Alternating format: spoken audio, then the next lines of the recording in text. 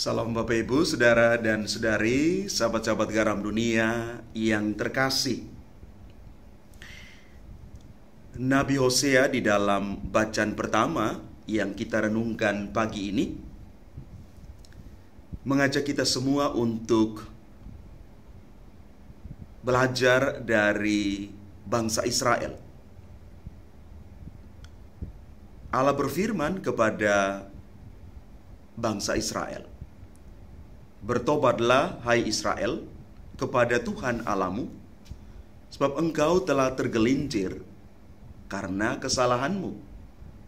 Datanglah membawa kata-kata penyesalan dan bertobatlah kepada Tuhan.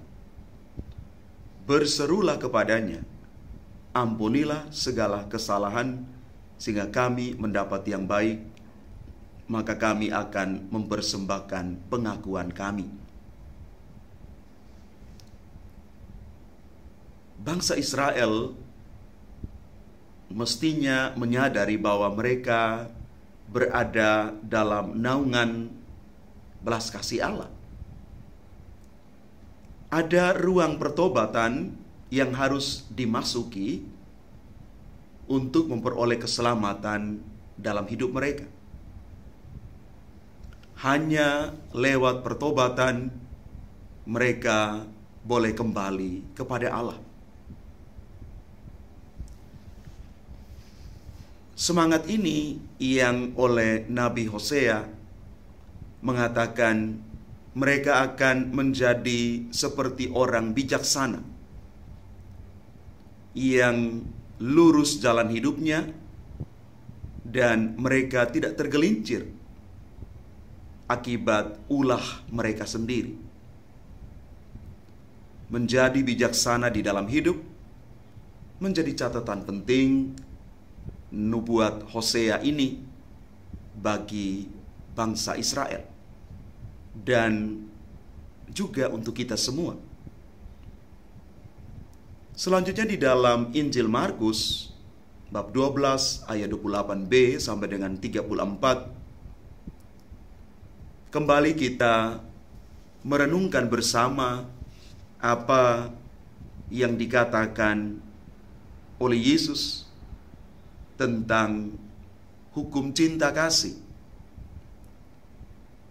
Mengasihi Allah dengan segenap hati dan mengasihi sesama seperti diri sendiri itu jauh lebih utama daripada semua kurban bakaran dan kurban sembelihan.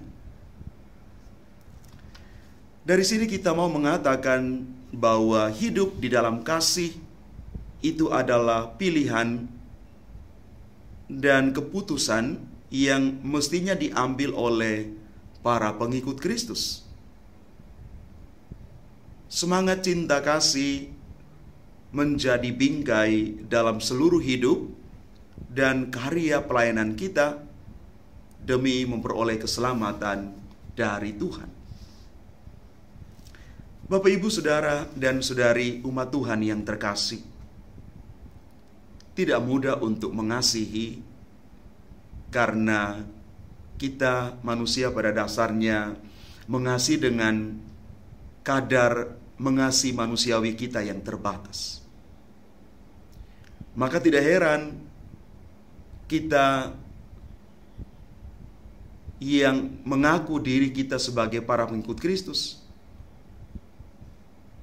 mengatakan hal yang sama, bahwa tidak mudah kita mengasihi.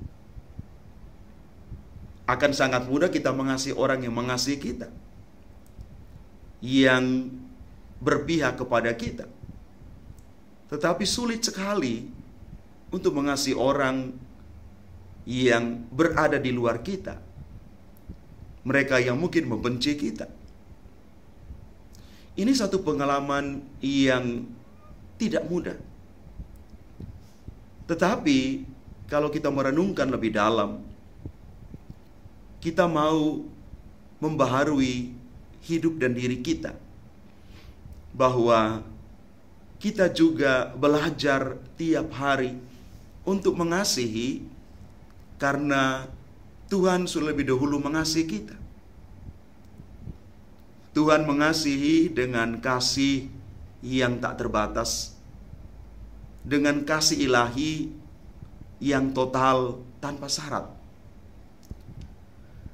Maka kita juga belajar untuk setiap hari mengobarkan di dalam diri kita semangat mengasihi itu. Jadilah orang yang mengasihi bukan hanya lewat kata-kata, tetapi lewat perbuatan nyata. Mari Bapak Ibu saudara-saudari yang terkasih, selama masa tobat, masa prapaskah ini, kita berjuang terus-menerus untuk menjadi pribadi-pribadi yang hidup di dalam kasih persaudaraan satu sama lain. Tuhan memberkati kita sekalian. Amin.